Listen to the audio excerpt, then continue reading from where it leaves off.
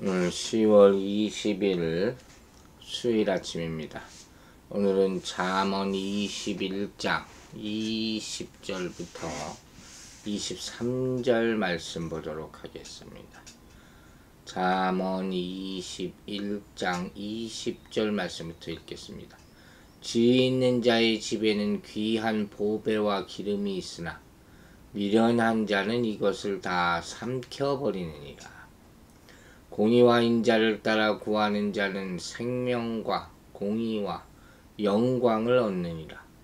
지혜로운 자는 용사의 성에 올라가서 그 성이 의지하는 방벽을 허느니라.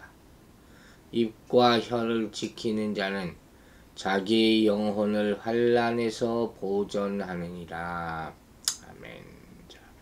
20절을 보면 지혜 있는 자의 집에는 귀한 보배와 기름이 있으나 미련한 자는 이것을 다 삼켜버린다. 이렇게 말하고 있어요. 여기서 지혜 있는 자의 집에 귀한 보배와 기름이 있다는 말은 후반절에 대비시켜 생각할 때 꼭 경제적으로 풍족하고 윤택한 삶을 누린다는 의미만이 아니에요. 이건 무슨 뜻이냐?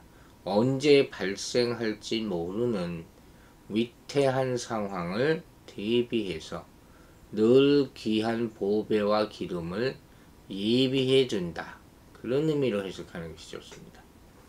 반면에 미련한 자는 어떻게 되겠어요? 지금 당장만을 생각하잖아요. 모든 것을 먹고 소비해 버려서 아무것도 남겨두지 않는다는 그런 소리예요. 이를 통해서 솔로몬은 인생을 살아가며 지금 당장만을 생각할 것이 아니라 내일을 위해 준비하는 지혜가 있어야 한다는 것을 교훈하는 거예요. 이 말씀은 오늘날과 같이 정말 한 치 앞도 장담할 수 없는 인생을 살아가는 사람들이라면 누구라도 귀담아 들어야 할 교훈이 되기도 하죠. 그러나 우리는 본문을 이러한 세상적 교훈의 수준에서만 생각해서는 안 돼요. 좀 더 깊은 통찰을 통해서 우리 인생의 마지막 때를 위해서 최선을 다하고 준비하는 그런 예비하는 삶을 살아가야 한다는 영적인 깨달음에 이르러야 한다는 말씀이에요.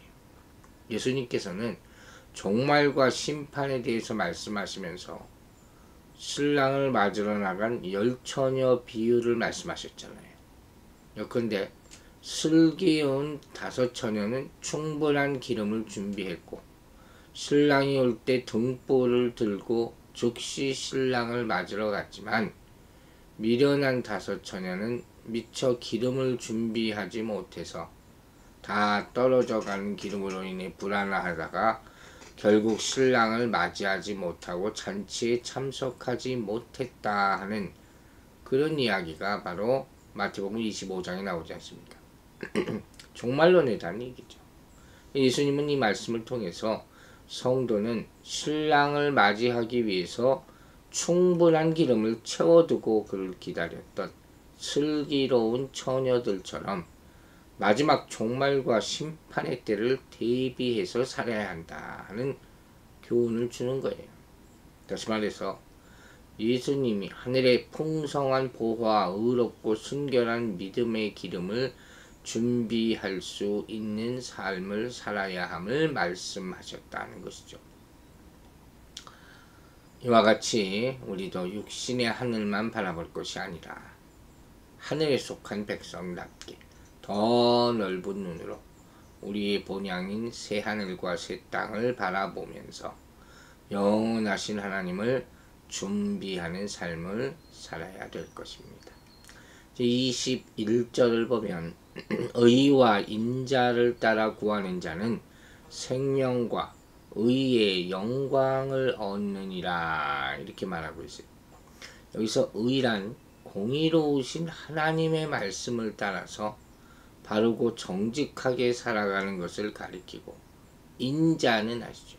인간의 육적인 사랑이 아니라 하나님의 언약적인 사랑으로 한없이 베풀고 나눠주는 거룩한 사랑을 가리키는 그런 말이에요. 한편 구하라 하는 말은 한결같은 모습으로 무언가를 쫓고 따를 때 사용하는 단어죠. 이렇게 볼 때 이 말씀은 공의와 사랑을 추구하되 적당히 하는 것이 아니고 목마른 사람이 물을 찾듯 갈급함으로 추구해야 된다는 거예요. 이를 실천하는 자가 생명과 의와 영광을 얻게 될 것이다. 목마른 사람이 물을 찾듯, 요새 이런 여기 생각을 많이 해요. 시편에도 목마른 사슴이 물을 찾는 장면이 나오지만 이거 정말 갈급함이거든요. 이것과 목이 조금 마른다 하는 것과는 완전히 틀리죠. 근데 여러분, 오늘날 현실은 어떻습니까? 정직하고 바르게 사는 삶보다 목적을 위해서라면 거짓말이나 편법은 물론 불법조차 마다하지 않는 삶이 더 많은 유익을 가져다주고 형통함을 가져다주는 것처럼 보일 때가 많죠. 뉴스가 그런 걸 또 많이 부추기는 것 같아요, 오히려. 하지만 여러분, 우리는 그렇게 인생을 육신의 눈으로만 봐서는 안 된다는 거예요. 또 세상 사람들의 소리만 들어서도 안 되고 그렇게 사는 자들만 봐서도 안 된다는 거예요. 왜냐하면 이 우주를 창조하시고 지금도 이 우주와 역사를 이끌어 가시는 분은 그들이 아니라 하나님이시기 때문에, 그리고 세상을 움직이는 궁극적인 법칙도 또한 인간의 법칙이 아닌 하나님의 법칙이기 때문이다 하는 거예요. 그렇기 때문에 주님께서는 사단으로부터 일거의 모든 부귀와 영광을 얻을 수 있다는 유혹을 받으셨을 때, 이 마태복음 4장의 시험이죠. 이를 단호히 거절하신 것이죠. 뿐만 아니라 오직 공의와 사랑의 모범을 보이시면서 그러한 삶을 살 것을 교훈하기까지 하신 것입니다. 그리고 그 공의와 사랑의 절정이라고 할 수 있는 십자가 위에서 우리를 위해서 마지막 생명까지 아낌없이 내어주심으로 우리에게 참 생명과 의와 영광의 길을 열어주신 것이에요. 따라서 오늘 우리는 이러한 사실을 깊이 생각하면서 육신의 욕심을 따라 조급하게 뭐든지 생각해서는 안 되겠다는 거예요. 그리고 주님께서 걸어가신 길을 바라보면서 우리도 거짓과 술수의 그런 넓어 보이는 길이 아니라 약속의 말씀을 따라가는 좁은 길을 택하게 되기를 바랍니다. 이 22절을 보면 지혜로운 자는 용사의 성에 올라가서 그 성이 견고히 의지하는 방벽을 하느니라. 용사의 성이라는 것은 뭡니까? 용맹한 군사들이 지키는 성을 말하겠죠. 또 그 성이 견고히 의지하는 것이라는 것은 견고한 성벽과 해자처럼 완벽한 방어 장치를 한 것을 가리키는 말이에요. 즉 이렇게 완벽한 방어 장치를 갖춘, 소위 말하면 난공불락의 요새를 함락하려면 많은 무기가 있어야 되고 엄청난 수의 군사력이 필요하지 않습니까? 이게 쉽지 않은 거예요. 그런데 뭐라는 거예요? 지혜로운 자는 이 성에 올라가서 그 견고한 것들을 다 판다. 즉 무슨 소리예요? 아무리 견고한 성벽으로 둘러싸여 있고 용맹한 군사들이 지키고 있는 성이라 할지라도 지혜로운 자는 이를 쉽게 정복할 수 있다. 무기와 군사수가 다가 아니다. 소위 말하는 군사, 병법 이런 거죠. 지혜로운 자가 별다른 희생 없이 성과 요새를 쉽게 함락할 수 있다는 것은 적군의 작전, 약점 이런 걸 다 알고 있기 때문에 무조건 싸우는 것이 아니라, 그래서 어리석게도 엄청난 희생을 치르면서도 전쟁에 패하거나 많은 희생을 얻는 것과는 달리 상대방의 급소를 공격해서 쉽게 요새들을 무너뜨리는 것을 말하죠. 이 전쟁에서의 승패가 단순히 군사의 수나 무기가 많은 것, 그런 물리적인 힘에 다 좌지우지되는 것이 아니라 지혜로운 전략과 같은 요소에 의해서 결정된다 하는 것을 강조하고 있는 말씀이에요. 이 역사를 봐도 그래요. 우리 손자병법이라는 유명한 책이 있지 않습니까? 그 책을 세상에 유명한 그런 많은 전략가들이 이걸 다 이용했다는 거예요. 중국의 이 장개섭 이끄는 국부군을 물리친 모택동도 나중에 중국 인민을 해방시킨 것은 손자다. 그가 만든 그 병법책을 따랐다.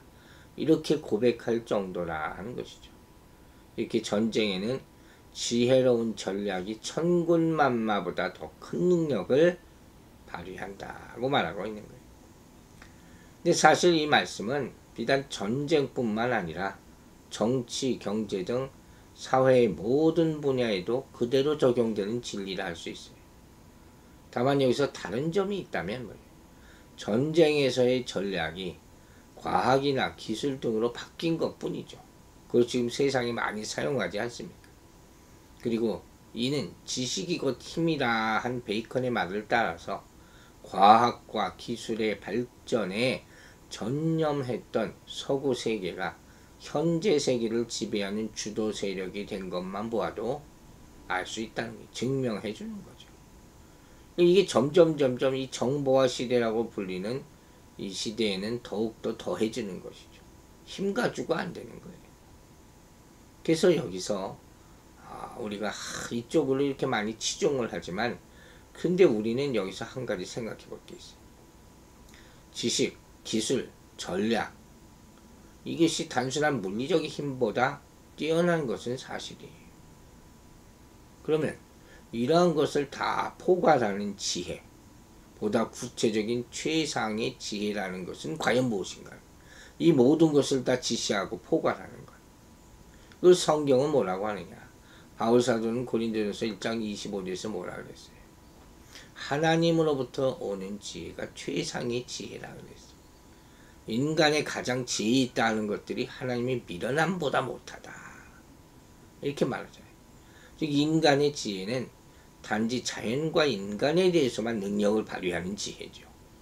하지만 하나님으로부터 오는 지혜는 사단의 전까지 파괴하는 능력이 있다. 고린도후서 10장 4절 5절에 말씀하고 있어요. 이걸 명심하라는 거예요. 진짜 지혜가 뭐냐. 이제 23절을 보면 입과 혀를 지키는 자는 자기의 영혼을 환난에서 보전한다. 즉 여기도 또 나오죠. 언어에 대해서 신중하여 실수가 없으면 많은 어려움과 위기에서 벗어날 수 있다는 거예요. 이처럼 언어에 신중하기만 해도 어려움과 위기를 만나지 않는다는 말은 원래 사회적 존재인 우리 인간들에게 있어서 대다수의 문제들이 바로 잘못된 언어 생활에서 비롯되기 때문이다 하는 그 말씀이에요. 인간에게 있어서 말이라는 것은 정말 중요하죠. 말은 화살과 같다 그랬어요. 한 번 입 밖에 나가면 다시 회수할 수 없어요. 즉 생각 없이 잘못 발사된 화살이 큰 재앙을 초래할 수 있듯이 적절하지 않게 밖으로 나온 말은 크고 작은 많은 문제를 일으키고 급기야 이것들이 발전해서 돌이킬 수 없는 재앙으로까지 발전할 수 있다는 것이죠. 그래서 성경은 물론 동서고금을 막론하고 언어의 신중함을 경고하는 수많은 격언들이 있는 거예요. 스코틀랜드를 보면 재미있는 격언을 제가 몇 가지만 발췌를 해봤어요. 스코틀랜드는 이런 말이 있어요. 당신의 말은 당신의 주인이지만 일단 입 밖으로 나간 말은 당신의 주인이 된다. 말이 이끄는 거죠. 스위스에도 이런 격언이 있어요.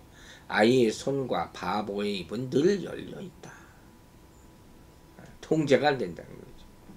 그래서 어떤 주석가는 성경 주석가는 이 말씀을 이렇게 주석을 합니다. 하나님은 우리를 환난에서 지키시기 위해 입의 이중성벽을 만들어 놓으십니다. 그게 이와 입술이다.